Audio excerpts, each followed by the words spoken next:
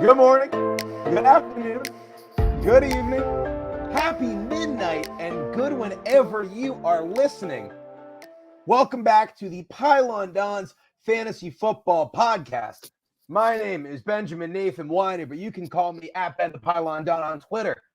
And I am with AJ Carry On at AJ the Pylon Don on Twitter. AJ, how are you living, big man?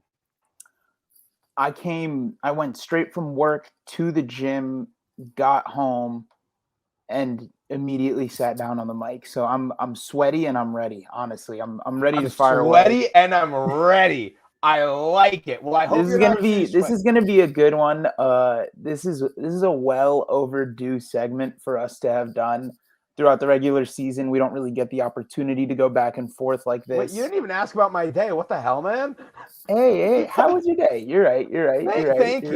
Thank you. I hit a killer upper body day this morning, but I had to hustle through. And then I had a work event this morning as well. Came back. I am hitting the dusty, warm water plant-based protein shake as we speak. However, this is not the grossest thing on this podcast because I think your take is it's argument friggin' arena, baby. Let's bring the noise. Woo! It's gonna be a good one. Like I was saying before, I rudely forgot to ask about your day. This is something that we don't really get to have the luxury of doing during the regular season. And it's something we did a couple times in our inaugural off season of the podcast. So this is the first time we're doing it since, I want to say, was it the Mark Andrews Argument Arena in August was the last one we did? Yeah, we've done 3 argument arenas. One, I believe, has never been released to the public because it was our first one ever and we lost it. We did an argument arena on Camp Akers, which we never really got to see the result out of, but I think AJ would have been right. I was anti. I'm backtracking hard and fast. I'm super big into Camp Akers. And then the last 2, we're 1-1. I put you in a blender on that David Montgomery take. You were like, oh, Damian Williams was going to be involved. Yeah, absolutely not. But then I was also like, there's no way Mark Andrews could be the alpha in Baltimore. Are you kidding me? So here we are. We're 1-1. There's one that's never been released, never will be released. Can't see the light of day. Oh, and we have the DK Metcalf, Calvin Ridley argument arena. I guess we're 1-1. But we're 1-1 because that one we'll just chalk up as a tie. We'll talk. But the Cam Akers 1-2, Eddie. We're 1-2. So today's technically the tiebreaker, 5th argument arena ever. And this is spicy. Should we tell the people what's going on? Yeah, fire away. Before we do that, you need to stop and click subscribe to our YouTube channel. Or if you're listening to our podcast, press subscribe and leave a review. And don't forget to follow us at Ben the Pylon Don, at AJ the Pylon Don, at Pylon Dons on Twitter, and at The Pylon Dons on Instagram. And now, 2 wide receivers, both late in the 3rd round of Dynasty startups, both early 4th round in best ball drafts today. These 2 guys are considered to be closer in ADP than AJ and I's boxes are on this screen. These 2 dudes are tight. If you even go to their physical profiles, the only difference is 2 pounds. 6'0", 210 pounds. 6'0", 208 pounds. No, the 2 pounds is not why I have none other than Maryland alum DJ Moore all over Terry McLaurin all day. No Terry for me. That is some scary stuff I can't get into it. AJ, are you ready to rumble? I'm born ready because I could not be further off the DJ Moore bandwagon than I am right now. Oddly enough, I was actually starting to semi-warm up to the idea that maybe this is his year. And then I realized this is the 5th time we're saying this. But let's not get into the back and forth just yet. I want to introduce these guys' fantasy football profiles from the 2021 season. So Terry McLaurin finished the NFL season with 130 targets, 77 receptions, for 1,053 yards and 5 touchdowns. This was good for 213 fantasy points, or 213.5, and had him finishing just outside the top 24 at the wide receiver 25 overall. Yep. DJ Moore finished the 2021 season with 163 targets for 93 yards, 1,157 yards, 93 receptions, and 4 touchdowns, which had him finishing with 237.5 fantasy points as the wide receiver 18 on the season. They were separated by a total of 1.5 points per game throughout 2021. And that's pretty much the very, very, very basic introduction that we can give to you on what these guys were able to do for fantasy before we get into it. So, Ben, do you want me to start my argument, or would you like why to don't we take it start away? before we really fight? You know how, like, when it's Mayweather Pacquiao, I know everyone wants the juice. I know everyone wants to hear me scream and say that Terry McLaurin is garbage. Don't worry, I will. Like that's coming. So bear with me. But like in a boxing match, Mayweather Pacquiao, McGregor, whoever, you start slow. First couple rounds we're warming up. So AJ, why don't you tell the people why you like Terry McLaurin so much? Maybe even leave DJ Moore out of it for a second and just share why you're so excited about Terry McLaurin, because that's the precipice of this. You're excited about Terry McLaurin for 2022 in redraft and dynasty. Yes? Yes. And the big thing for me is we've now seen Terry repeatedly, despite even having a career low in his yards per target, he's improved on his yards per yards per catch every single year he's been in the NFL. Mm-hmm. And his age often comes up as this big red flag, but he did enter the NFL at the older age of 23 years old. So him being 26, he's only got 3 seasons under his belt. He missed some time his rookie season where he only played in 14 games and he only played in 15 last year, but he played all 17 games this year, which was a big thing for me. I was worried that he was going to continue to show signs of, miss a game here, miss a game there. He's maybe already a little bit older, but he still looks spry. And obviously, when you watch the tape on both of these guys, and that's I want to reiterate that when you watch the tape on both of these guys, the talent is not up for debate whatsoever. For either of them, they're both very talented receivers. If they were a New York Jet or a New England Patriot, regardless of who they were, we'd be very excited about either one of them. Yeah, 100%. From an NFL fan perspective, I would love to have both of these guys on my team. The reason that I like to see what we've seen out of Terry McLaurin, which unfortunately the end of last year definitely was not what you wanted to see, but from everything prior, he's actually shown quite a good sign of being a true alpha. I mean, he's basically led his team in receiving yards. I think it was all but 3 games this year and all but 3 games last year. So being able to do that and also be involved in the touchdown department, which he has been. I mean, as a rookie, he scored 7 touchdowns. Plus, he comes from The Ohio State University, which is notorious for putting out very solid NFL receivers and very solid fantasy football receivers at times. This profile for him, as he's entering that 26-year-old age, where like this is the start of what most people consider a wide receiver's prime, I think you're buying in at a very good opportunity to get a 3-year window of the best football you're going to get from Terry McLaurin. And you're doing it at a price where a lot of the guys behind him might be, or a lot of guys at similar ADPs might be another year away from finding their stride. So that's really the basis of what I really like about Terry, is that regardless of dry spells, regardless of cold performances, which every wide receiver is prone to unless your name is Julio Jones besides last year, Terry has not shown he hasn't shied away from being the top guy even when the offense has looked absolutely putrid. And with both of these receivers, the offenses have looked horrible at times. And Ben, I think that's my little take on Terry so far, just my little introduction. Absolutely. So before I rip Terry McLaurin into a bajillion pieces, which I had to remind myself not to do because as I was listening to you, I was ready to be like, boom, bang, bang, bang. No.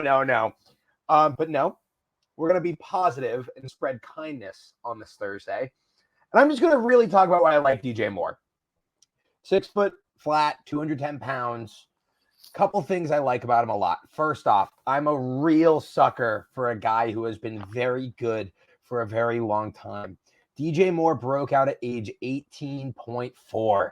18 years and 4 months. He has been balling ever since for, I believe, the University of Maryland. He has always been good. DJ Moore has been an elite receiver in high school, college, and the NFL. And everyone who has ever evaluated him would attest to that. Just straight up.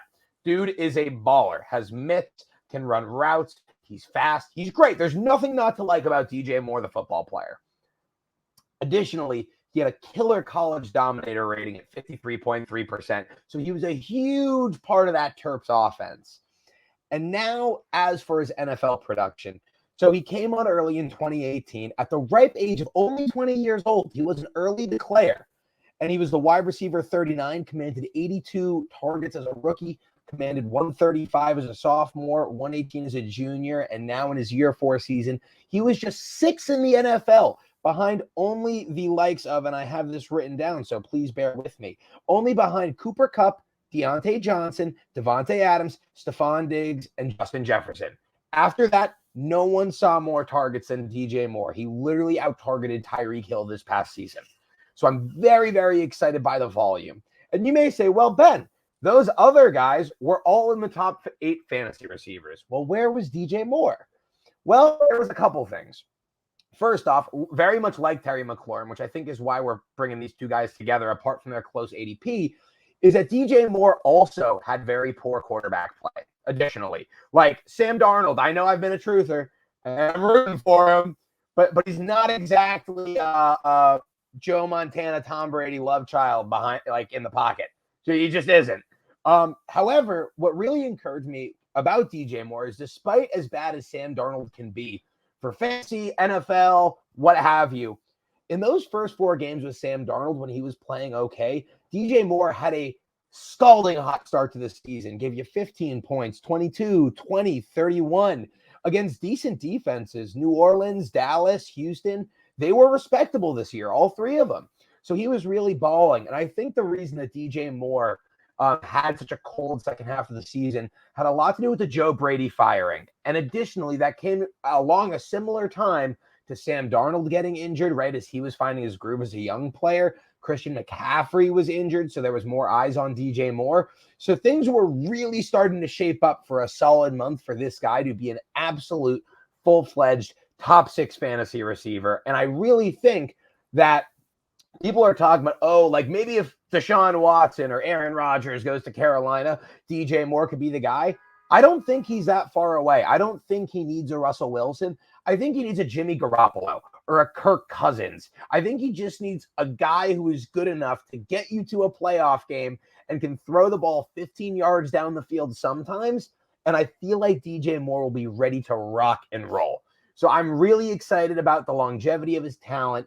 Additionally, one thing I love about DJ Moore, and I'm going to try and phrase this without comparing him to Terry because I really want to, but we're not there yet. I mean, we're now 13 minutes into the episode. Okay, we can start comparing? Yeah, so go right one ahead. thing that I love about DJ Moore in general is how he's a young veteran. He is going into year 5 next year, but he's only going to be 25 years old. And that's something that is interesting as opposed to McLaurin, who is older than DJ Moore, but has less NFL experience against NFL corners in NFL offenses.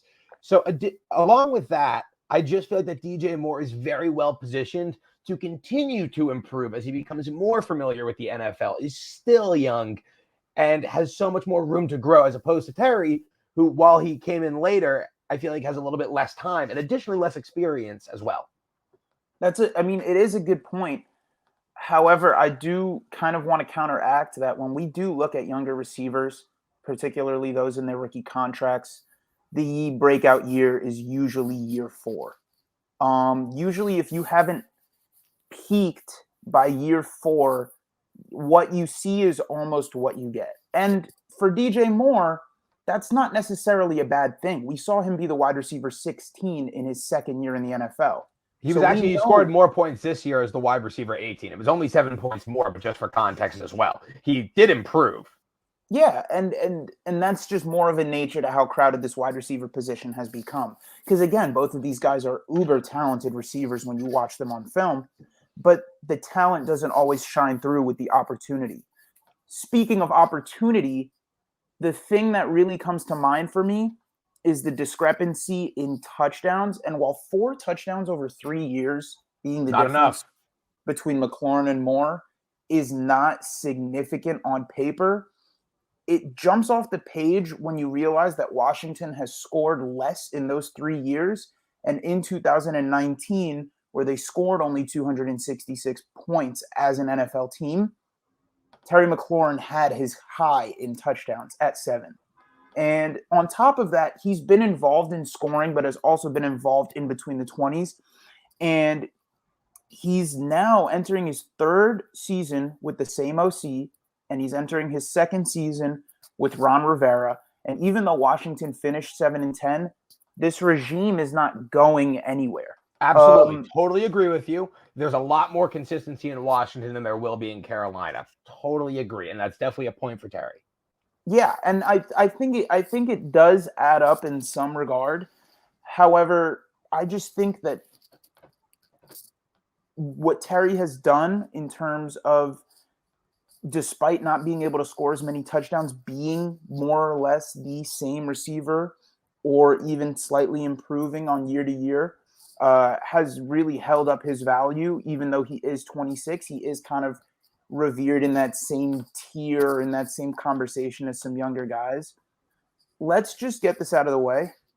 From week 8 to the end of the season, Terry was the wide receiver 42. There's no excuses.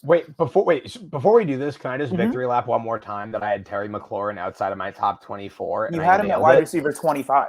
Which is where I literally, someone signed me up for Fantasy Pros because, that was... Yeah, and we had an episode where we talked about our rankings, and I said I have him as my wide receiver 16. Most people have him as their wide receiver 11, which I thought was too high at the time. But he's now being drafted. Which you would be correct for, too, so kudos to you.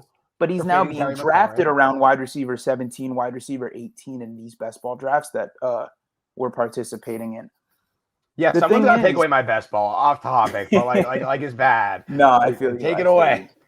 But similar to DJ Moore, after the first 4 games of the season, Terry McLaurin was the wide receiver 6. DJ Moore, funnily enough, was inside the top 5. So just goes to show how a little bit of positive quarterback play goes a really long way for these guys. The difference with DJ Moore is that he had a healthy Sam Darnold and he had Joe Brady for longer. So his weeks 5 to 7 or 8 or even 10 are a little bit more indicative of what he's capable of, which is being a high-end wide receiver too, and I'm not taking that away from him.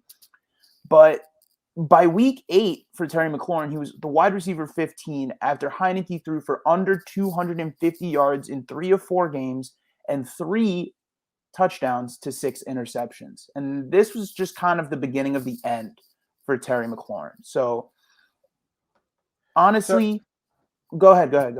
Well, so I was going to say, yeah, so Sam Darnold did get injured in week 8, which I understand that doesn't really excuse those weeks against Minnesota, New York, Atlanta, and New England. Well, New England can be excused because, shutdown.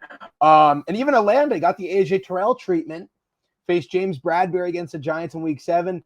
Minnesota, I would have liked to see more than 10 fantasy points on 13 targets, admittedly, but it's one game. And one thing I want to speak to additionally, like you were saying, though, in terms of these trends through the season, is overall consistency. And I know that we talk about you want to go for a high ceiling because as stable as the floor seems, it's never really that stable because all it takes is one bad tackle and that high floor is gone. But DJ Moore only had 5 single-digit fantasy performances this year in comparison to Terry McLaurin's 8. For context, that 5 was less than Tyreek Hill, who had 6, believe it or not, and Justin Jefferson only had 1. To give a little bit of context in relation to elite receivers.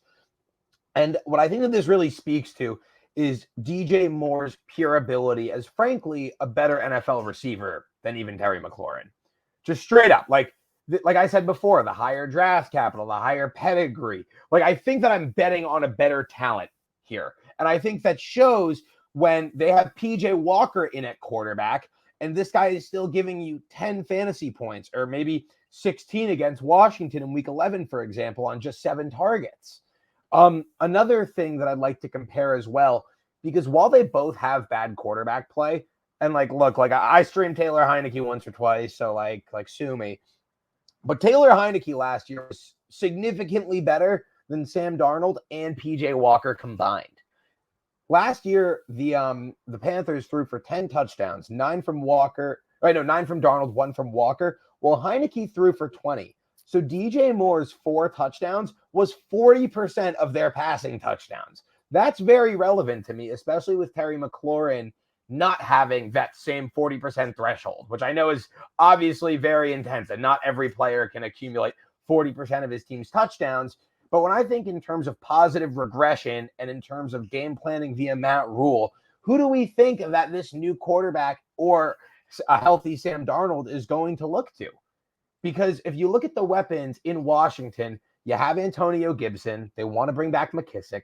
Curtis Samuel's going to be healthy. They spent a third on Diami Brown last year. They have Logan Thomas. They really like Bates. I know, is it Jesse, but not Jesse Bates? Yeah, Jesse Bates, but not the same. I thought it was Jesse Bates. I'm like, no, that's the safety. Jesse Bates. And then you have Terry McLaurin, along with a healthy Curtis Samuel coming back. So I just feel like that DJ Moore is just locked into this volume. Like, who's even going to be Carolina's number 2 receiver next year? It's not going to be Robbie Anderson. Terrace Marshall was a flop. It could be Tommy Tremble, who I really like.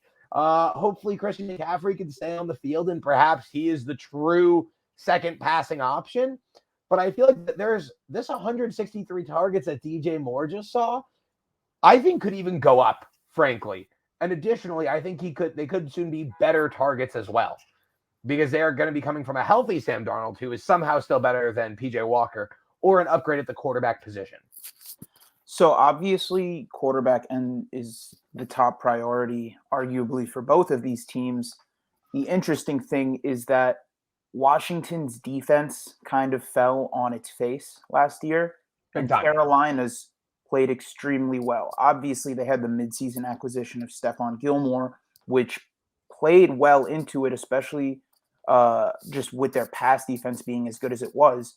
And that gave the Panthers better field position, but that Panthers offense was so bad that it didn't even really matter. So I totally agree with you there. In terms of locked-in volume, I'm not 100% convinced that the Panthers don't address a I hope they do. I think they really should. At some point, either during free agency or the NFL draft, or both. Because, like you said, Terrace Marshall was a flop. Ian Thomas is basically a glorified offensive tackle. Tommy Tremble didn't really jump off the page last year. He did a couple of things. He was okay. Dynasty stash, you know. Yeah, no, I'll throw him on the taxi squad all day. Exactly. All day. Yeah, with your Hunter Longs and your Brevin Jordans, you know, like Tommy Tremble's in there. Yeah, definitely. But he's not there yet, and that's the kicker. With Terry and this Washington team, it's quarterback, and then they're fully locked in on addressing the defense and replacing the large hole of Brandon Scherff, who will likely be leaving in free agency. So after you paid Curtis Samuel X amount of money, you've got money invested in Logan Thomas, you've got Diami Brown with third-round draft capital. They don't have a lot of leeway to invest in the offense any further. And what we saw out of those 3 guys was 2 guys that can't stay on the field and 1 rookie that really looked uncomfortable on the NFL field. Absolutely. I totally agree. It was not encouraging that they paid Samuel a lot of money and he couldn't stay on the field and didn't do much when he was there, which is why you should trade him me in Dynasty like I've been trying. Just please take Adam Troutman. And additionally, Logan Thomas was injured as well, and I know Scherff is leaving. But like you said, they have a lot of money tied up in this offense.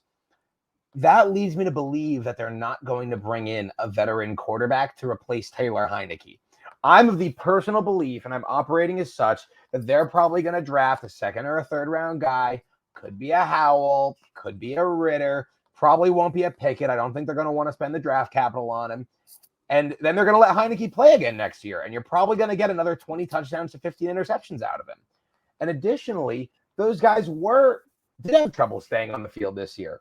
And this is what we got out of Terry McLaurin. So I don't really understand how things are immediately going to look better for him Whereas for DJ Moore, there's a clear-cut path. David Tepper, the Panthers owner, wants to get a good quarterback, hell or high water. He is gung-ho about it. Everyone knows this. He's probably the most famous owner in regards to wanting a quarterback in the NFL, because we all talk about David Tepper, and there's no other reason to talk about it except for, oh, David Tepper really wants Russell Wilson, and then traded it to for Sam Darnold.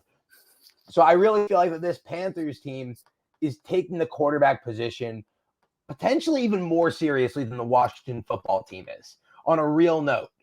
So and that is a good note to bring up, because monitoring those things in the offseason is kind of what sets apart your average office league from leagues with people that listen to the Pylon Dons. I mean, they're just kind of cut from a different cloth, you know? But the thing about this is DJ Moore and Terry McLaurin both saw career lows in yards per target this year. Not necessarily a red flag, but it is sort of indicative of the situation that they were playing in. Yes. DJ Moore had less yards per catch on his career high in targets, and Terry McLaurin actually saw fewer targets and increased his yards per catch. So obviously the quality of targets for both of these guys was lackluster, and we've addressed that time and time again. But Terry McLaurin, despite getting bad targets and shorter targets than he ever has, was still able to improve on his yards after the catch and his yards per catch, which was a good sign for me that in a better offense, when things sort of open up and aren't bottlenecked on Gibson over the middle of the field and McLaurin usually over the middle of the field, things can kind of blossom, especially when Gibson can stay healthy. So I think the established healthier objectively, but I mean, neither of these guys can stay on the field, running back, the more solid offensive line, and the lack of openness to fill at the skill positions around Terry McLaurin is sort of what's leaning me towards him, as well as his track record with finding the end zone at a higher rate in terms of his team's total points over the last 3 years. The touchdowns are totally relevant for Terry McLaurin. I know he has had more touchdowns than DJ Moore, but in my heart of hearts, I really do believe that the fact that he got 40% of his team's passing touchdowns is frankly just relevant. Additionally, I'm going to take this up a notch because our energy's a little low. You probably ate lunch before this, and this is way too friendly for an argument arena. So I'm going to raise the volume. Can you just explain to me why Terry McLaurin only has one wide receiver 2 or better finish ever, while DJ Moore has 2 of them? Like, this is a guy like Terry there was people banging the drums for Terry McLaurin, like, oh, Terry McLaurin's the next big thing at wide receiver. And these past couple of years, we've all been like, oh, DJ Moore could be the guy, may not be the guy. But these guys take time. And I'm getting to the point where I just believe that DJ Moore is in the best way possible at taking time bomb, like a jack in the box. You're cranking it, you're cranking it, you're cranking it. Boom! Wide receiver 4 overall. And like for Terry, kind of getting the vibe that this is a guy whose quarterback situation probably isn't going to improve. He's not a more talented individual than DJ Moore, but no one's refuting that. I'm not saying you're arguing that. This is relatively, as far as objectiveness can be factual, like this is a pretty consensus opinion 1-for-1. And I kind of just feel like he's a guy who could just be better on your Madden Ultimate Team, man. Like, the fact of the matter is that I don't know what's going to make this Washington football team offense dynamic, aside from Antonio Gibson. And I think that DJ Moore is so talented enough that he is dynamic. He is a Jimmy Garoppolo away from taking these 163 targets and making us all look back at this. And in my opinion, make this like as tough a decision and as influential a decision as the Clyde and Swift ADP one-on-one at this, like last year.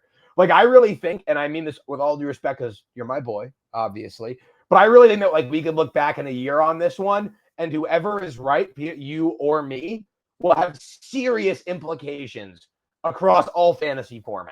I think this is a great question, but all that I felt like your argument has been like, I believe in Terry because of X, Y, and Z, but I'm yet to understand why he's better than DJ Moore. Something to make you more optimistic about him than DJ Moore, because I feel like that because DJ Moore's talent is here, for those listening at home, my hand is about like eyebrow high, and I feel like Terry McLaurin's here. and he's a little bit below my lower lip. So there's well, a I think solid, the gap is much smaller, and that's where I think you're wrong. And on top of that, I think that Terry McLaurin has had better competition for touchdowns and has outperformed DJ Moore for touchdowns. Christian McCaffrey, injured. Terrence Marshall, absolute garbage. Robbie Anderson, basically a ghost on the field. And you, like you said, there's nobody else. If you're so I like the juice. Keep going. Stay mad. at the receiver position, you should be able to get more than 4 touchdowns in a 17-game NFL season.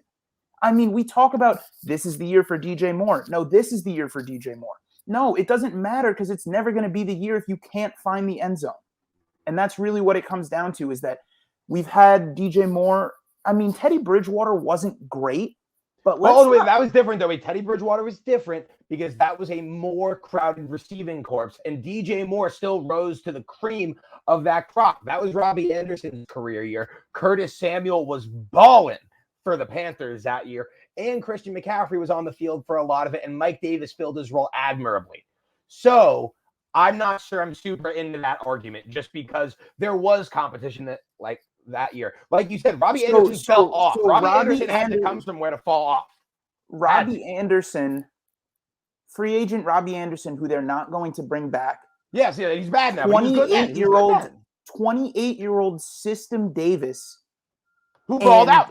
He balled out. I'm not saying that those were sustainable, but we can go back and check the numbers. People were wondering if Mike Davis was going to be a low-end RB1 when he went to Atlanta. This was a nonsense conversation that we were really having because of how well he played. Those guys played beyond their means. They played beyond their means. If Robbie Anderson and Mike Davis makes this elite talent be in a quote-unquote crowded situation where he only had 66 receptions that year, then I want no part of it, because he finished at the bottom of the wide receiver 2 position. The second anybody else in that offense showed a single sign of life.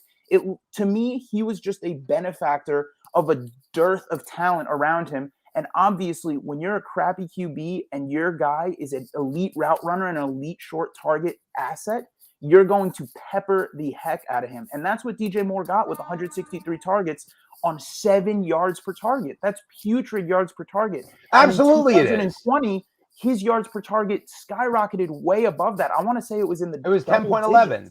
Yeah, it was 10.11 because Teddy Bridgewater was better than the injured Sam Darnold and better than PJ Walker. I just don't think that Carolina's all gung-ho about bringing in a new quarterback so that he can throw to only DJ Moore and Tommy Tremble and the absence of Robbie Anderson. I'm not convinced that they're going to bring in a new quarterback without bringing in, hey, a new offensive coordinator, a new look to this offense. Hopefully Christian McCaffrey's going to be healthy, and that all is just going to play such a big part. And I get it. DJ Moore in a vacuum, that floor that he provides is very valuable, especially with the potential upside. But we've been talking about this potential upside for 3 years. But he's only 24 years old. He's younger than Najee Harris. He's brand spanking new. He couldn't even buy a beer when he came into the NFL, dog. And sure, there was okay. We're getting fired. That's what the people came for. Okay. Oh, I lost my train of thought because I got excited. Oh no. Okay, new train of thought. Okay, go time. First off, though, like you said, you're not sure that they're super gung-ho about it, but they don't need to be. First off, I think they are, so I disagree with you there. But they don't need Rodgers or the Wilson. They need some Jimmy G. Crap, I'd take Carson Wentz at this point. Sam Darnold could even improve. He was a top 6 wide receiver for a month with Sam Darnold as his quarterback. And Terry McLaurin was the wide receiver 6. And Terry McLaurin was the wide receiver 6 with Taylor Heineke. And in those final 8 weeks of the season, we had Terry McLaurin put up some putrid performances. And I'm going to address them because you have to. Cool. In weeks 12 and 15, he led the Commanders, or the football team, whatever you choose to call them. The Armada, in receiving, because I wanted it so badly. That would have been the best name. It's totally bad. He led the Commanders in weeks 12 and 15 with 51 receiving yards. They attempted under 26 passes in both of those games. Terry McLaurin's 2 worst showings during this time were both of his games against Dallas. In both of these games, Terry McLaurin played with 2 different quarterbacks, where Kyle Allen and Taylor Heineke. The game log's making my tummy hurt. where both Kyle Allen and Taylor Heineke took the field in both of those games. In week 14, both Taylor Heineke and Kyle Allen completed under 50% of their passes for 0 touchdowns. And in week 16, your Taylor Heineke that you really think they're going to trot out for another year went 7 of 22. 7 of 22 is really bad. And that's not to say DJ Moore didn't have his fair share of bad quarterback performances, because we know damn well he did. We know I'd argue worse. I mean, if they have a combined touchdown interception ratio between Darnold and Walker of 10-16. So just for context, I know that Heineke was bad, and I know that Kyle Allen was bad, but they were still positive on the year in touchdown to interception ratio. Like 10-16 is terrible. That is like, honestly, like Jets Sam Darnold. And like the thing that makes it even worse is how Sam Darnold started off the year pretty strong. He gave us week 1, he gave us 280 yards. Week 2, he had 3 300-yard passing games in a row. Sure, there was a couple interceptions in there, but geez Louise, like he was out there. He was balling. Yeah, and DJ Moore put up great performances because nobody was next to him.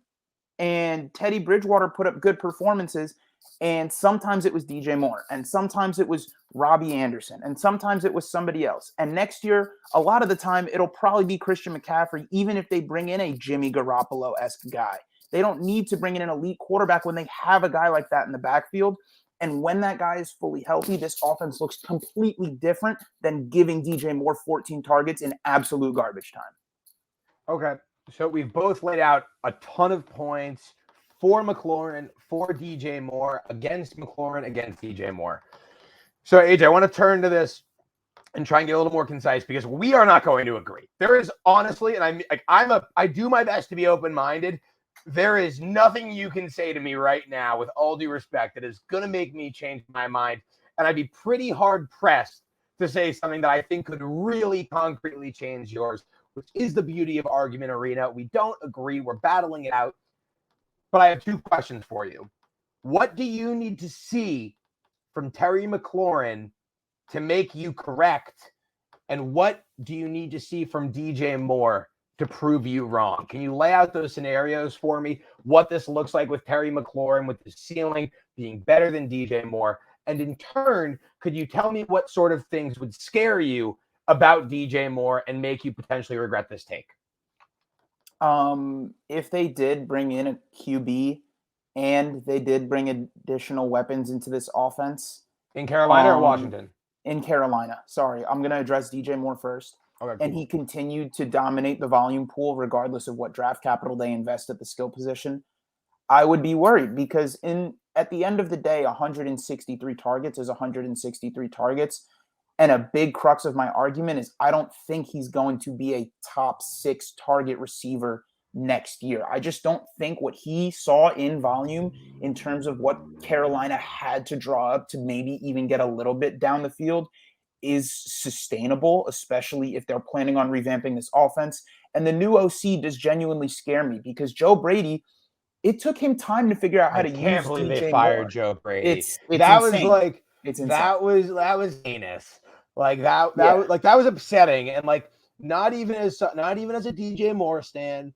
No, as an NFL viewer. Like if you're on YouTube right now, look at my face. I'm blue in the face right now, thinking about how they fired the guy who made Joe Burrow the #1 overall pick, and Sam Darnold was playing good football for the first time ever. Well, you got that one out? You got it out of your system? No, keep talking. I think I need another minute. No, you're good. You're good. So for DJ Moore to jump off the page for me, it would require a pretty large swing in terms of the way he's used, not only as a high volume guy, not only as an in between the 20s guy, but I would really, if I saw any sign of life from DJ Moore in the red zone, I would start to, excuse my French, I would start to shit my pants, because that's really what's holding him back. I don't think he's capable of that, though. I don't think he's a true quote-unquote alpha that's going to march you down the field and get you in the end zone. Well, I'm gonna get a clip of that take. I'm gonna remember that one. But anyhow, And I can in turn answer the same questions on what I think more need. But now, can you tell me what you think Terry McLaurin? What was my question? Did I ask you what it would look like if to prove you right or to prove you wrong? Yeah, to prove you right. What does that look like for Terry McLaurin? Because if you have him above DJ Moore, then I assume you have Terry McLaurin as probably a top 18 receiver with a ceiling of probably the wide receiver 8 or 9 overall, right? Like ceiling. I think his ceiling is probably wide receiver 7. Okay. I don't think what we saw out of him in the beginning of the season was necessarily a fluke. Yeah, he absolutely torched an Atlanta defense. AJ Terrell was playing in his second game in the NFL. I'm not going to fault him for that one. That Atlanta defense was not good. I'm not going to try and twist this context any which way. He went up against the Giants and James Bradbury and put up 11 receptions for 107 yards and a touchdown. And he went into Atlanta and put up 30 fantasy points. I think those outbursts are something that Terry McLaurin is a lot more capable of multiple times in a 17-game season than DJ Moore is. And I don't think his floor is that much lower, which is why I lean McLaurin so heavily, because maybe he doesn't need 9-10 targets to get one of those plays like he had against Atlanta where he absolutely mossed a double team. I've never seen DJ Moore moss anybody, and I might just not be watching enough DJ Moore. And the eye roll is totally warranted because that was honestly a little bit of a low blow. But the point lies in the fact that I've seen Terry McLaurin do more alpha things in an also putrid offense. And even though the quarterback situation is definitely more likely to be addressed in Carolina, I sincerely don't see a way where Ron Rivera is going to go into the 2021 season with Taylor Heineke under center. I think he likes Heineke. And first off, my first point is, you know who didn't moss anyone during his wide receiver 4 season of the 2020 campaign? I don't think Calvin Ridley mossed a single soul. I don't think we watched the same Calvin Ridley at all.